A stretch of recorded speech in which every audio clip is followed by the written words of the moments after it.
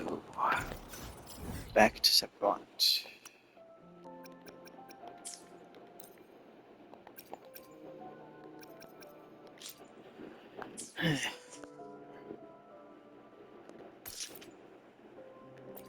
What?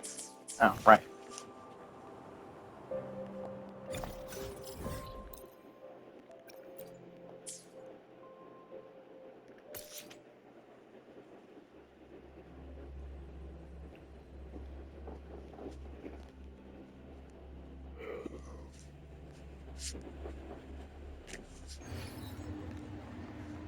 When I grow up, I'll be the strongest gladiator.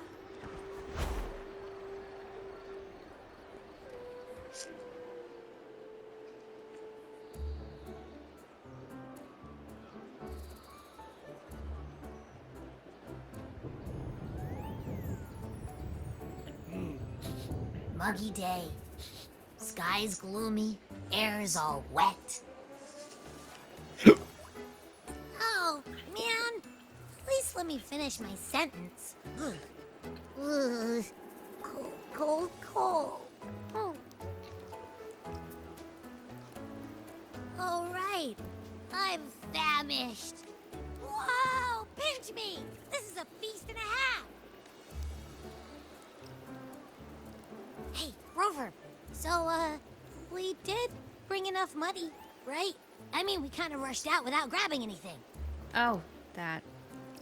Don't worry, money's not an issue. Augusta made sure we're covered. All our food and lodging here in Septimont is built straight to the F-War's palace.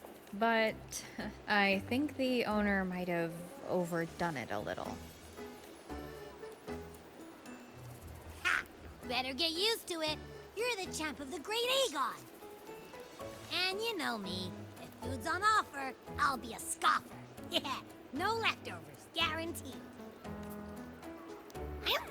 Free stay, free meal.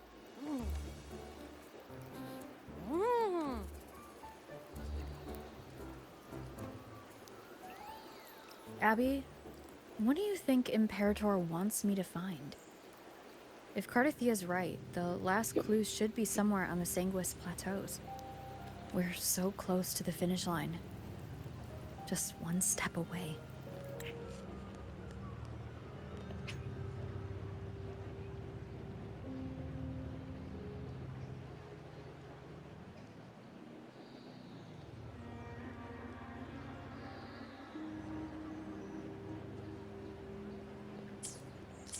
But our pay. Relax. We're already back in Septimont. I remember Lupa said there's this weird blight cloud hanging over the Sanguis Plateaus. And when the high tide, or whatever, rolls around, all the gladiators go there to hunt Tacet Discords. Wait, is the high tide coming up soon? That reminds me. Aren't we supposed to meet her today? A messenger came this morning. Augusta is dealing with an emergency, so our meeting's postponed. An unexpected change. It's throwing everything off course. And why me for this hunt? If it's about the Great Aegon, the messenger said none of the other gladiators were invited. Who knows? Maybe she just wants to test her strength against you. You think so? I've only met her a few times, but I doubt she acts on such simple impulses. And as the F4, can she really thoughtlessly do whatever she wants? Guessed from afar, you possess eyes as clear as crystal. But what troubles you so that eyes once bright as the highland sky now darken with rolling clouds? A warrior who walks the blade's edge does not falter over trifles.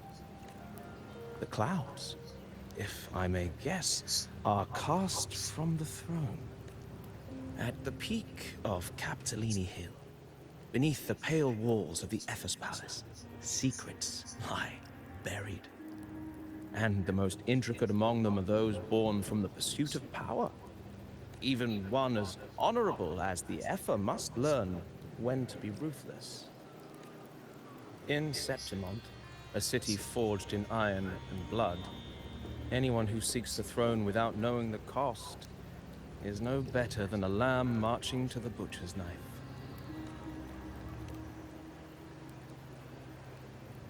I am Nestor, a traveling poet. The rains in Septimont never seem eager to leave this season. If you are curious about the effort, then allow me to say that nothing would honor me more than to offer even a modest service to the champion of the great Aegon. Wait, how do you know she's the champion? I don't... Oh. Your eyes. To see and to hear are but two of the many ways to perceive. Trusting the senses is a habit, a natural expedience, but not the only option. Truth be told, I've been gathering inspiration for my next epic, and its protagonist is none other than Augusta, the Ephor of Septimont.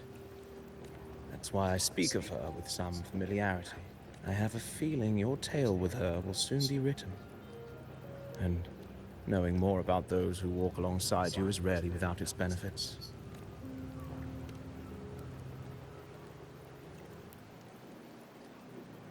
Augusta, a girl of humble birth, a resonator of modest talent, a commoner without noble patronage. And yet, from the den of wolves that is Septimont City, she rose and eventually claimed her place. Just like the burning sun was once a cloud of dust.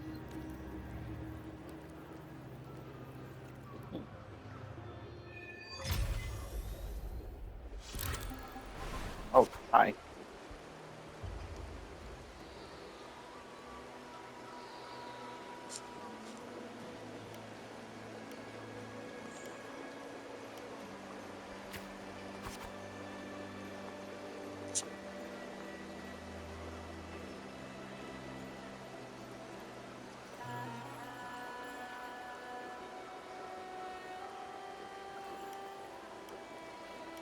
Always feel the same.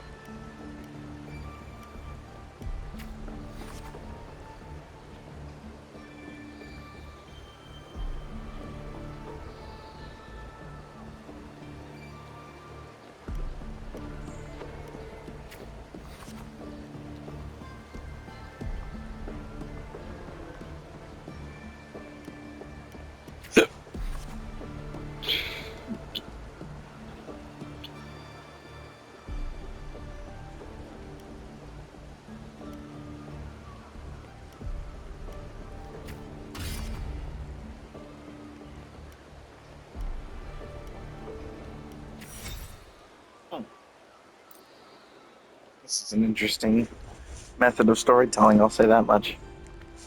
I wasn't Fail expecting to enough last long. times, and you might eventually succeed. Should we call it resilience? Or mere stubbornness? Or perhaps, for a girl who has lost everything, there was never a second option. She had no one to trust but herself, and naught but a blade to hold. And yet, as the first stanza of an epic, this is nothing extraordinary. Since the lament, across the scorched lands of Solaris, I've heard this story repeat itself. Again and again. Greatness. Yes, our era has certainly seen it. But true greatness is never found on the first page of a story. Courage, glory, and honor. Such immortal virtues have been etched in tablet and stone. They are never forged overnight. Light as a thread, elusive as the wind, they weave themselves into every twist of fate, tangling with every insignificant choice we make. I don't know. It's just unbelievable. The Augusta he's talking about, and the F-word we saw in the arena. No way they're the same person. A girl far from home, arriving in the city upon Capitolini Hill in pursuit of strength. No title, no status, no wealth. I doubt anyone at the time could have imagined her rising to where she is now. Do you mean Kato? Do you believe Kato handed her that final victory on purpose, and that his scathing words were a test of her resolve? Then Kato must have been an idealist, to place his faith in a girl with nothing to her name. Now, why don't we keep this question in mind and see where the story leads us? It was kind of cool. Can I sit down? Oh, come on. Why is it so hard to sit down? Oh my goodness. Wait, there we go. No way, this is too far. You're kidding. Oh my goodness.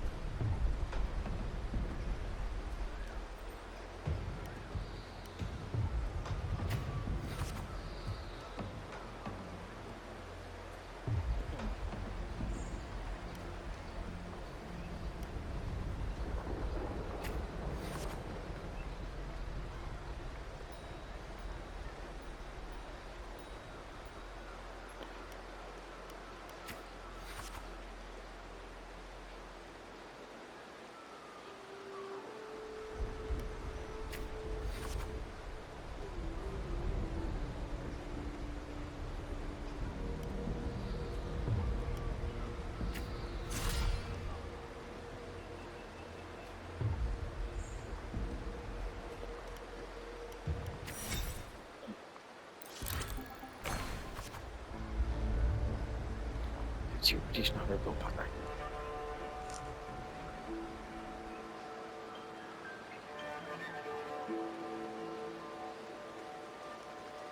This is cool. I really like this. Now let's put this in.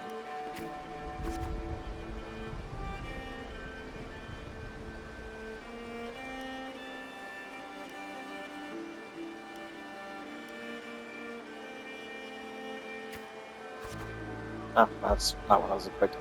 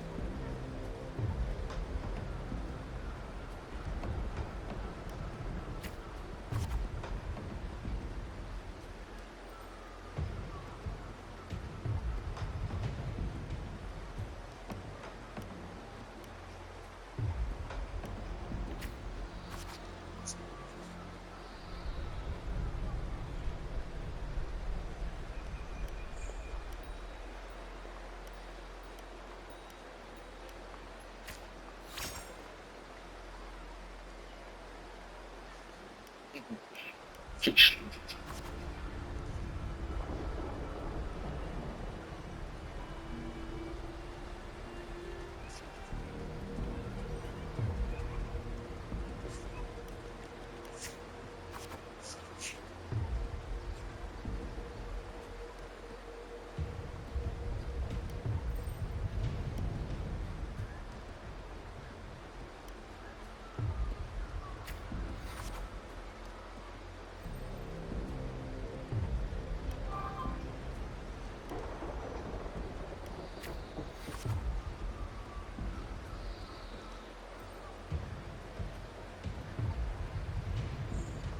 Yep.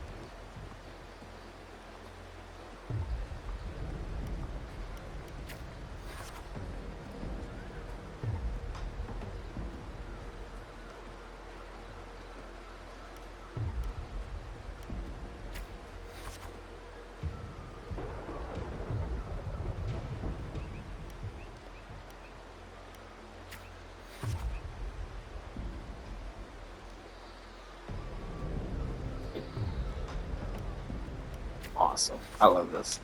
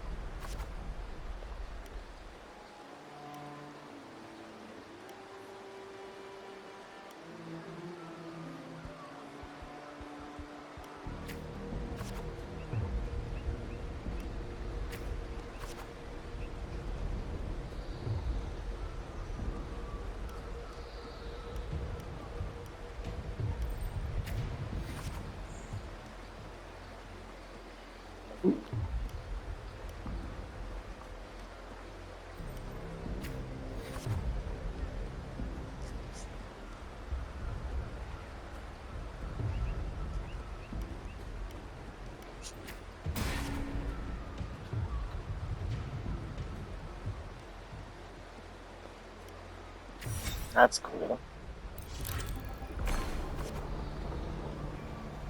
And all my bats disappear.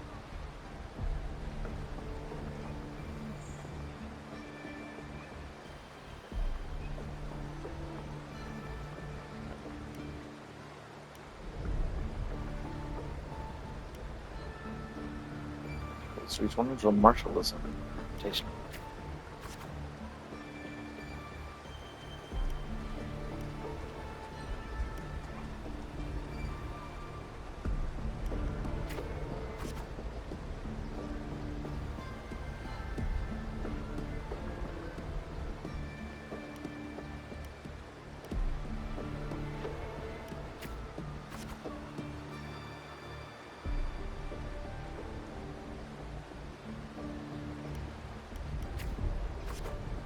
Wait, is that what her big ass sword is? Is it literally just a bunch of chips from the other swords put together? That's fucking awesome if it is.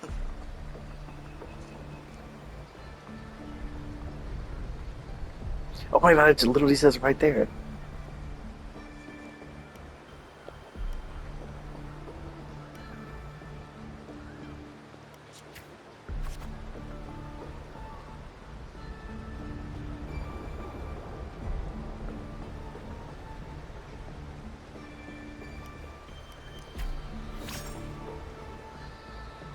Oh, use your forte. Okay, so that's her forte is somehow related to that.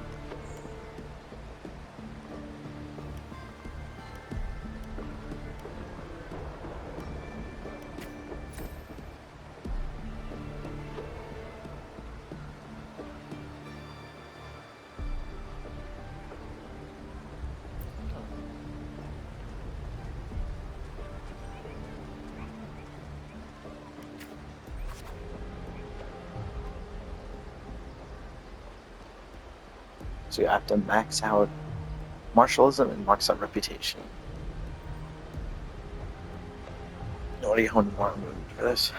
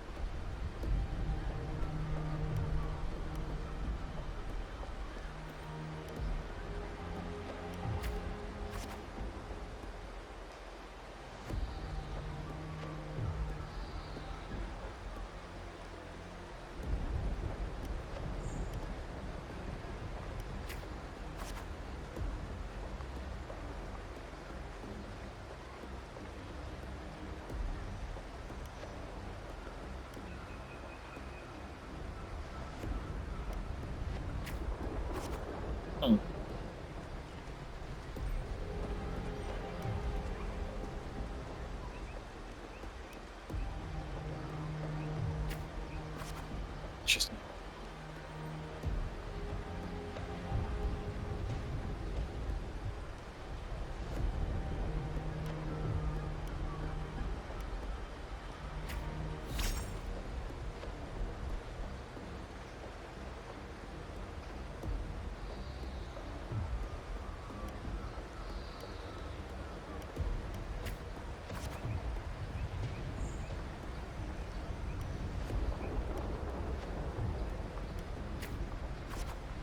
oh, and then just automatically puts them at max. That's cool.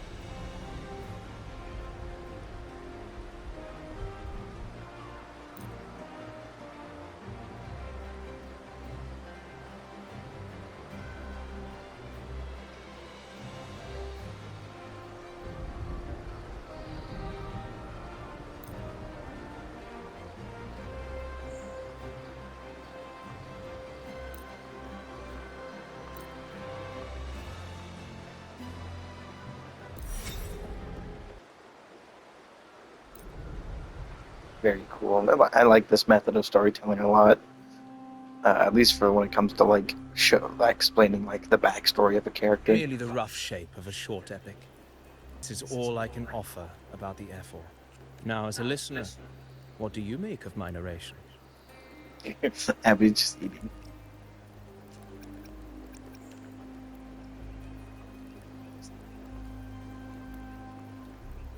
I appreciate your kind words, my generous listener.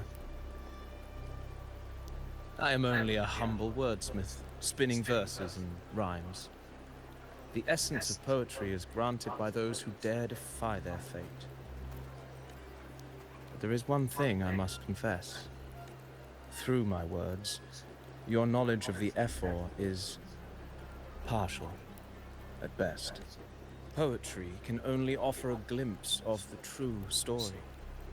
The reality of people, events, and things slips beyond the grasp of words. I do not belong in the pages of the epic, so I remain confined to the observer's gaze. I can imagine events and emotions unfold, but I cannot truly recreate them. Here's some advice for you, though I hesitate to call it such. If you want the truth of a story, step into it. Become part of it. The opportunity stands before you now. As I've said, the tale between you and Augusta, the hero of Septimont, is only now turning its next page. It's not difficult to see. Fate flows like the stars, tracing their course. Your destination is written in the steps you take.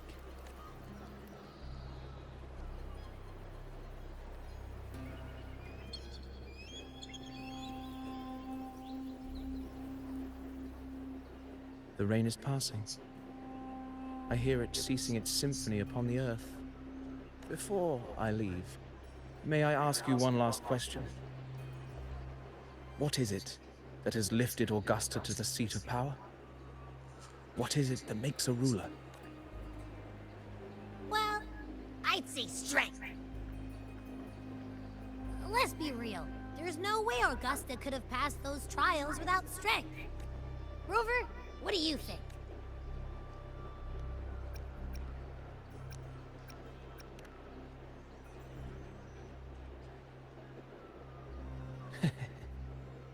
You needn't rush to answer now. When the final chapter is written, the answer will reveal itself. Farewell, my friend. Our paths crossed by fate and by chance.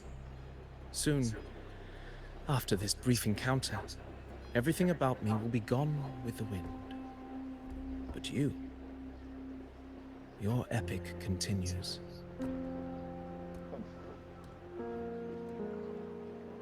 I feel like he'll become important later. I have some guesses, but yeah. What the fuck? Yeah, he's definitely gonna become important later. What the hell? What the fuck was that? We're just poof. Huh. Your This recording's getting Excellency, long. I've indulged her too much. Stop this recording and start a new one because it's starting getting really long.